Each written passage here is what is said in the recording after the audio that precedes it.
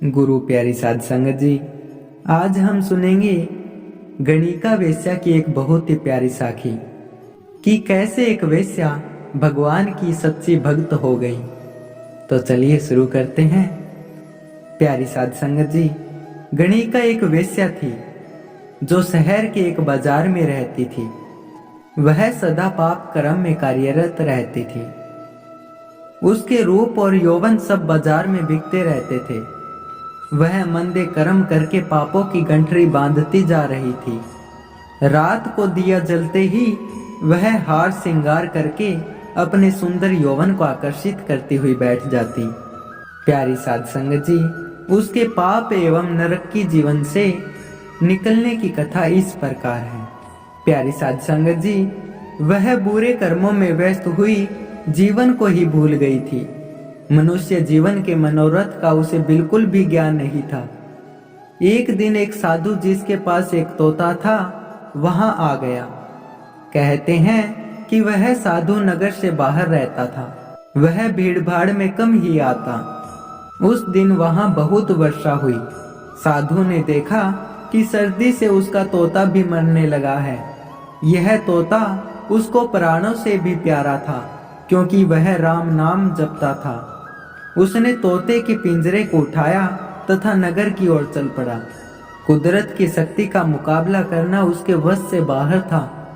वह पैदल चलता हुआ नगर आ गया, पर कोई ठिकाना न मिला। रात का समय था। सब लोग अपने अपने घरों में द्वार बंद करके बैठे हुए थे। बहुत घूमने फिरने पर भी साधु को कोई ठिकाना न मिला। वह चलता रहा। गणिका का घर आया।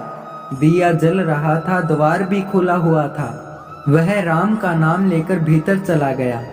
गणिका उसे देखकर मन ही मन बहुत प्रसन्न हुई। उसने सोचा कि वर्षा और तूफान में भी उसके पास ग्राहक आया है जो उसके तन का सौदा करेगा और उसको पैसे देगा। उसने बड़ी खुशी से कहा, आओ, मैं आपका रास्ता ही देख रही थी। गणिका की यह बात सुनकर और उसके रूप तथा श्रृंगार को देखकर साधु बड़ा हैरान हुआ। साधु ने गणिका से कहा, पुत्री, बाहर वर्षा हो रही है, जिस कारण मेरी झोपड़ी बह गई। मैं अपने तोते सहित सहारा लेने आया हूँ। पुत्री शब्द से गणिका का पापी मन कांप उठा। वह एक बार कांपी तथा फिर मायूस होकर बोली, आपने रात ठहरना है यहाँ? साधु बोला, हाँ पुत्री, हमने रात ठहरना है। हरेक आत्मा परमात्मा का अंश है और शरीर आत्मा का घर। शरीर को आश्रय देना, नेक मार्ग पर चलना होता है। पुत्री, परमात्मा ने तुम्हें सुख के सभी साधन दिए हैं, तुम उसे याद करती होगी। साधु सहज स्वभाव बोलता गया। उसकी आत्मा सचमुच ही बड़ी निर्मल थी, परंतु गणिका, जिसका वास्तविक नाम चंद्रमणि था, वह साधु की बातें सुनकर घबराने लगी। वह तो पापिन थी। उसने घबरा कर कहा, आप साधु हैं? साधु ने कहा, हाँ, मैं साधु हूँ। मेरे मालिक ने मुझे साधु बनाकर अपने नाम के सिमरण में लगाया है। वही मालिक सबका जीवन दाता और अन्नदाता है। प्यारी साध संगत जी, गणिका के मन में भी कुछ नेक भाव आए, क्योंकि उस दिन से पहले उस जैसा साधु महात्मा पुरुष पहले कभी भी उसके पास नहीं आया था जो उसको पाप कर्म की ओर न लगाता। उसके पास वही पुरुष आते जो उसके तन का सौदा करके उसके मैले मन पर और अधिक मैल फेंक देते। गणिका को शायद जीवन में पहली बार साधु की सेवा करने का मौका मिला। आओ, क्या पता मेरे जीवन में ऐसी घटना फिर कभी हो या ना हो। यह कहकर उसने साधु के भीगे वस्त्र उतरवाए और उसे गर्म वस्त्र दिए। उसने साधु और तोते के लिए आग जलाई। जब वह गर्म होकर अपने आप को ठीक अनुभव करने लगे तो तोते ने अपनी आदत अनुसार राम का नाम लेना शुरू कर दिया। गणिका को उनकी बातें अनोखी लगी। उसने साधु से पूछा, महाराज, भोजन करोगे? साधु ने कहा, हाँ पुत्री, मैं भी भूखा हूँ और यह पक्षी भी भूखा है।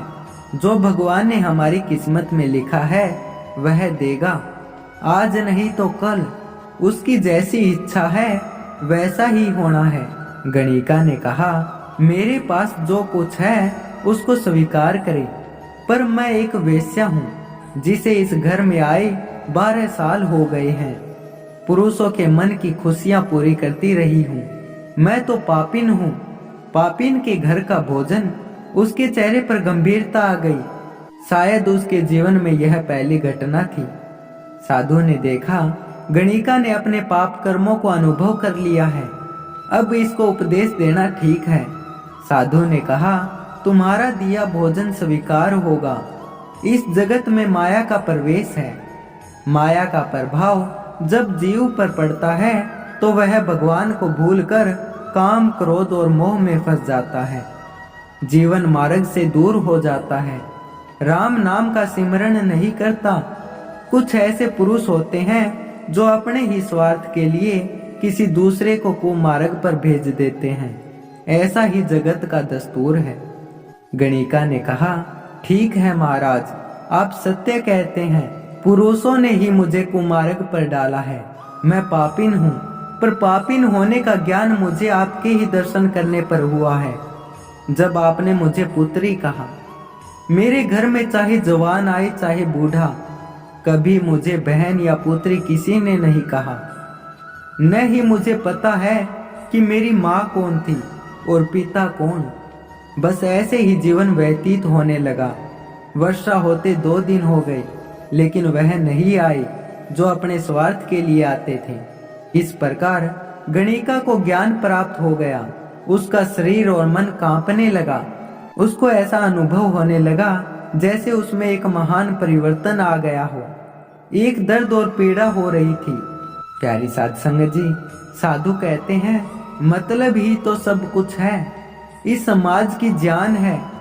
मुझे और मेरे तोते को मतलब था आसरा लेने का। हम चल कर आ गए। इस मतलब के 2 रूप हैं। एक तो है मायावादी तथा दूसरा ईश्वरवादी। अगर जीवन को यह मतलब हो कि उसका जीवन अच्छा बने, तो वह राम नाम का सिमरण करने के लिए साधु संतों और नेक पुरुषों की संगत करे। सेवा का भाव अपने मन में रखे। धर्म और समाज की मर्यादा कायम रखे तो ठीक है। देख पुत्री, अगर तुमने एक पति धारण किया होता, उसकी सेवा करती, उससे ही तन और मन की जरूरत पूरी किया करती, तो बच्चे होते, बच्चों और पति की सुख शांति के लिए पूजा पाठ करती, सभी तुझे देवी कहते। जीव कर्म से जाना जाता है, शरीर से नहीं। इसलिए भला है जो बीत गया सो बीत गया, आगे से नेक मार्ग पर चलना।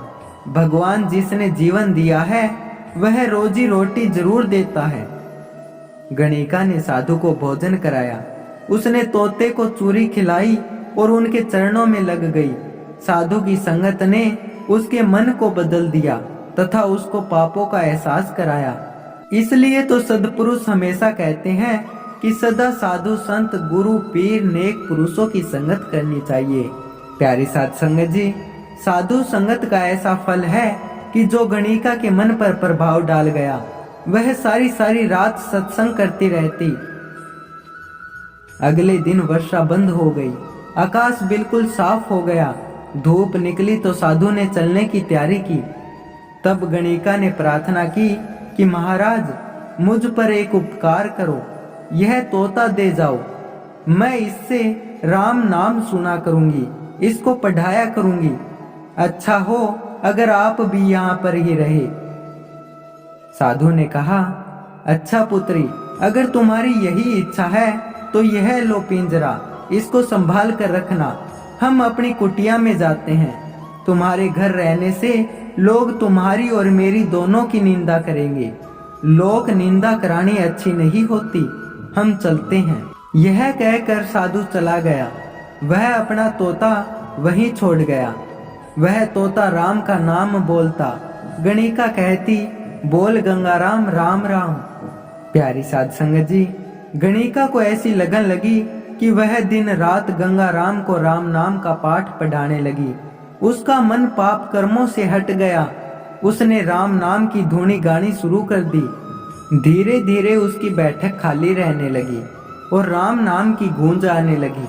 उसे तन और मन की होश न रही, वह भूखी ही राम नाम जपती रहती।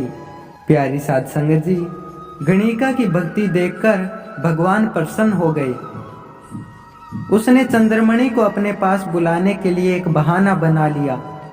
वह बहाना यह था कि उसने पिंजरे में सांप का रूप धारण करके अपने कालदूत को भेजा। उसने पहले तोते को डंक मारा, उसकी आत्मा को पहले भेज दिया तथा फिर बैठा रहा। गणिका उठी, उसने तोते को बुलाया, बोल गंगाराम राम राम, पर उसको कोई आवाज न आई। उसने अपना हाथ पिंजरे में डालकर तोते को हिलाया तो सांप ने उसको डंस लिया। शंखों की धुन में वह मृत्यु लोक से स्वर्ग लोक में पहुंच गई। गुरु प्यारी साध संगत जी, आपको ये आज की साखी कैसी लगी हमें कमेंट करके जरूर बताइए। और ऐसी ही प्यारी प्यारी साखियां सुनते रहने के लिए चैनल को सब्सक्राइब जरूर करें। धन्यवाद।